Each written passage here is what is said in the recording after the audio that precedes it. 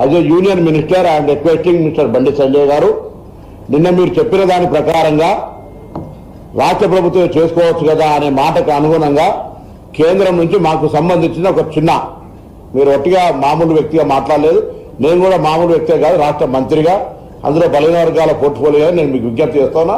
మీరు చెప్పిన దాని ప్రకారంగా మీరు కేంద్రం నుంచి రాష్ట్ర ప్రభుత్వం చేసుకోవచ్చని ఒక మాట ఇస్తే 24 గంటల్లో దాన్ని మేము అమలు చేసి చూపెడతాం. మా ప్రభుత్వం దగ్గర మాకు చిత్తశుద్ధి ఉంది.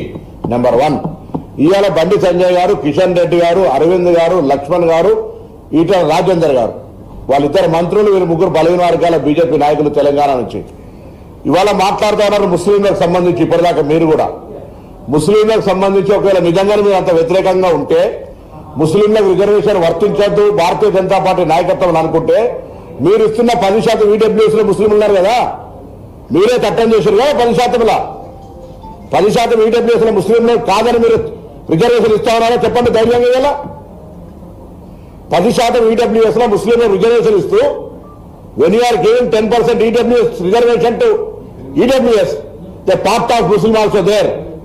ఇవాళ ఎందుకు మీరు దాని గురించి మాట్లాడతలేరు? మాట్లాడితే మీకు మళ్ళీ ఎంతసేపు పోతున్నా మతతత్వం. అరే మీరు ఆంధ్రప్రదేశ్లో పొత్తుంది, మీ రాజకీయంగా భారతీయ జనతా పార్టీ తెలుగుదేశం పొత్తున్న రాష్ట్రంలో కూడా ఇలా 4% రిజర్వేషన్ అమలవుతోంది. మీరు దాన్ని తీసేయగలిగే దమ్ముందా? ఆంధ్రప్రదేశ్ మీరు అలయన్స్ పార్ట్నర్ మీరు. అరే రంజాన్కు సెలవు ఇచ్చి ఆంధ్రప్రదేశ్లో జీవిస్తే, తెలంగాణలో జీవిస్తే బండి సంజయ్ రాజకీయం మాట్లాడతాడు. చెల్లని ఓట్లంతా మెజార్టీ రాని ఎమ్మెల్సీ ఓడిపోతే రంజాన్ గిఫ్ట్ అంటాడు. ఏం మాట్లాడతాడు? ఇవాళ ఒకటే మాట అడుగుతున్నాం. నరేంద్ర మోడీ గారి స్పీచ్ ఉంది, ఆయనే ముఖ్యమంత్రిగా ఉన్ననాడు 70 ముస్లిం మైనార్టీలకు ఏబీసీ రిజర్వేషన్ ఇచ్చినా నేను బయట చెప్పుకోలేదు, ప్రెస్ కాన్ఫరెన్స్ మార్పింగ్ కాదు వీడియో, ఏది వాడలేదు. ఇది నరేంద్ర మోడీ ఇచ్చినటువంటి వీడియో. ఇది మీకు ప్రెస్ అందరి వాట్సాప్ గ్రూప్ లో పెడితే చూడండి ఒక్కసారి. అరే ప్రైమ్ మినిస్టర్ మాట్లాడిండు, నేను గుజరాత్ ముఖ్యమంత్రి ఉన్నారు, నేను 70 ముస్లిం అల్పదాయక వర్గాలకు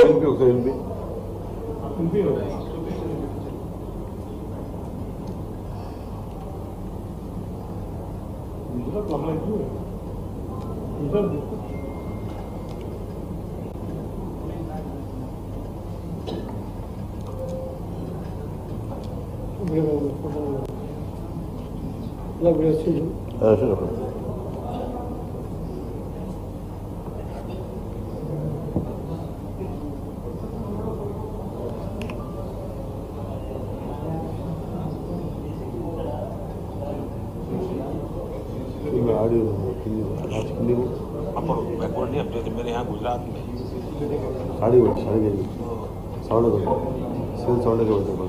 साउंड बेटमा मुस्लिम 70 जातियां ऐसी जो ओबीसी है, और मेरे गुजरात में जब मैं था उनको ओबीसी की कैटेगरी में मेरे जो मैं था गुजरात में मीडिया में नहीं देते. So it's clear. నేను గుజరాత్ ముఖ్యమంత్రిగా ఉన్నాడు, 70 ముస్లిం వర్గాలను ఓబీసీ జాయిన్ చేసిన నేను చెప్పుకొని ప్రెస్కొని చెప్తున్నాడు. నేనున్నాడు అంటే ప్రధానమంత్రి విషయం చెప్తున్నాడు. దీనికి చెప్పాలి బండి సంజయ్ గారు జవాబు.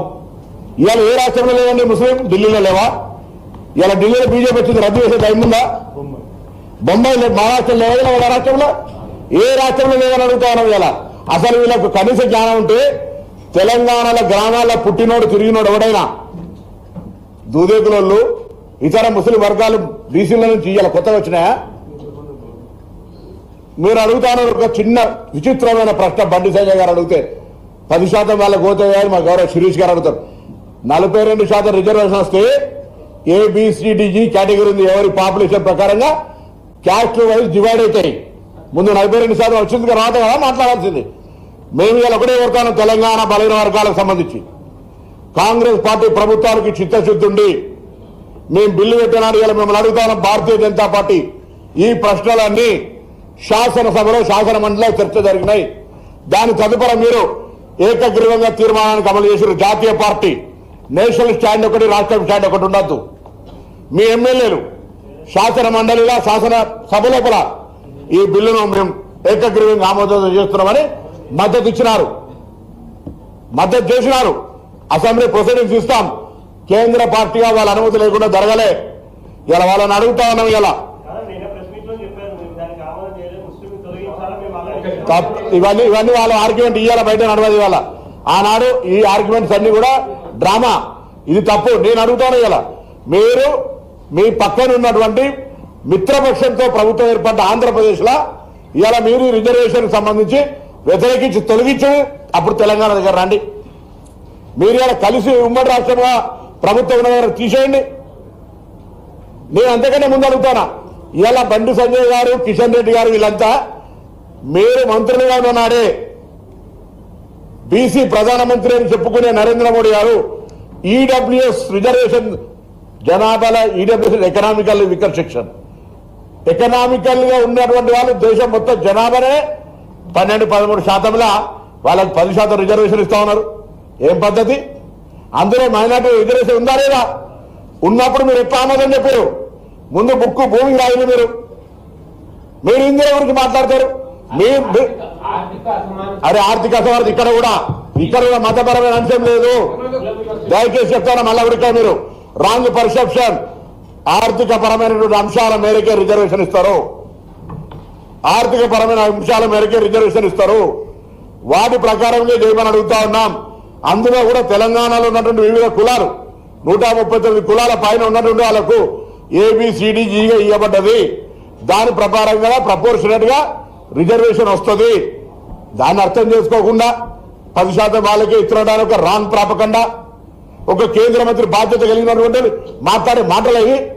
మతం పూర్తిగా లేస్తే పొద్దుగా లేస్తే మతం, మధ్యాహ్నం లేస్తే మతం, ఎన్నికలు వచ్చేప్పుడు మతం. మేమందరం గుడికోం, పొద్దున్న లేస్తే గుడికాడ మొక్కుంటాం. రిజర్వేషన్లకు సంబంధించి బలహీన వర్గాల బిడ్డగా చీమునెత్తిరి గతంలో కూడా మీకు తెలంగాణ DNA అనేక సందర్భాలు అడిగినాం. ఇలా ఆనాడు ప్రధానమంత్రి తెలంగాణ ఏర్పాట్లు మీరు అంతా సూచనలు తలుపులు వేసి దొంగతనం ఎత్తుకపోయారని చెప్పారు. ఇవాళ తలుపులు తీసి తెలంగాణ శాసనసభల దినం మొత్తం చర్చ చేసి బిల్లు చేసినాం. ఇవాళ దీన్ని సపోర్ట్ చేయాలి, దీన్ని సపోర్ట్ చేయాలి. మీరు చిత్తశుద్ధి పెట్టి ఏమాత్రం నేను మళ్ళీ వెళ్తాను. నేనేం అసెంబ్లీ బిల్లు అయినారు కూడా నేను BC మంత్రి చెప్పిన, దయచేసి దీనికి అనవసరంగా చర్చ ఎక్కువ నెగటివ్ చేయకండి, దీన్ని పాజిటివ్ చేయమని. ఇవాళ కూడా నేను హృదయపూర్వకంగా విజ్ఞప్తి చేస్తున్నా సోదరుడు బండి సంజయ్ గారికి, ఈటల రాజేందర్ గారికి, అరవింద్ కుమార్ గారికి, లక్ష్మణ్ గారికి ప్రధానంగా మీ నలుగురు బాధ్యత. ఇవాళ రాష్ట్రం నుంచి మంత్రి గారు కిషన్ రెడ్డి నిజంగానే పొద్దున తెలంగాణ ప్రజలు చెప్తారు మతం పేరు మీద వాయిదా ఇచ్చే ప్రయత్నం చేస్తున్నారా? ఈడబ్ల్యూఎస్ ముస్లింలకు ఎట్టేసారు. వెంకటేష్ గారు అడిగినారు 50% కూడా ఇందిరా సహాని గాని ఏ తీర్పు చెప్పినా ఏం చెప్పింది? సహేతుకమైన లెక్కలు కావాలి. How can you give 50% over cap అని అడిగింది.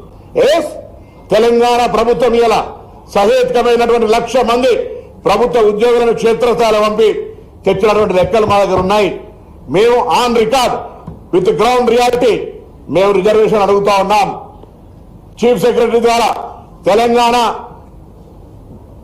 మా యొక్క ప్లానింగ్ డిపార్ట్మెంట్ ద్వారా BC కమిషన్ ద్వారా అప్రూవ్ అయ్యి, డెడికేటెడ్ BC కమిషన్ ద్వారా అప్రూవ్ అయ్యి, చట్టం ద్వారా కేబినెట్ అప్రూవ్ అయ్యి, శాసనసభలో అప్రూవ్ ఇచ్చిన తర్వాత కూడా మీరు దాని శాంటిటీ ఒకవేళ లెక్క పెడితే మీరు ప్రజాస్వామ్యాన్ని అపహాస్యం చేసినట్టే.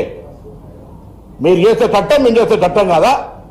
అందుకే దయచేసి శాసనసభలో మీరు BCల ఇది యొక్క 42% మద్దతు ఇచ్చిండ్రు. మీరు 50% పైన కోర్టుల ఈడబ్ల్యూఎస్ ఇప్పుడు తెలంగాణ 54% ఉందబ్బా. చాలా రాష్ట్రాలు 60-70% ఈడబ్ల్యూఎస్ వచ్చిన తర్వాత మొత్తం రాష్ట్రాల లెక్కలు ఉన్నాయి మా దగ్గర. ఏ రాష్ట్రంలో 50% క్యాప్ దాటిపోయింది. ఒక్కసారి డోర్ ఓపెన్ అయినాక నాకు మా BCలకు ఎందుకు డోర్ ఓపెన్ కాదు? ఏ సుప్రీంకోర్టు ఎందుకు ఓపెన్ కాదు డోరు? బరాబర్ అవుతుంది అన్ని రకాలుగా.